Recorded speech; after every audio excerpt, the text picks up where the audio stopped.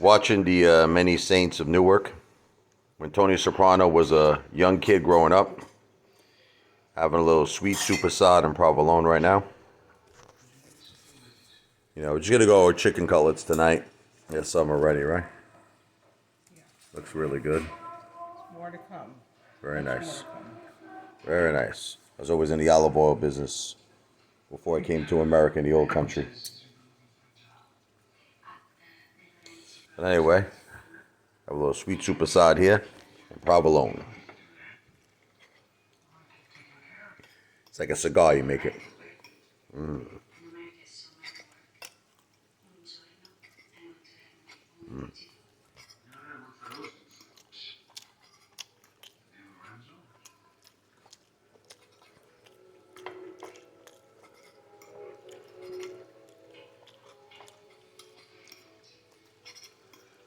Oh, also those graham crackers, those chocolate covered graham crackers. I love those things. Mm.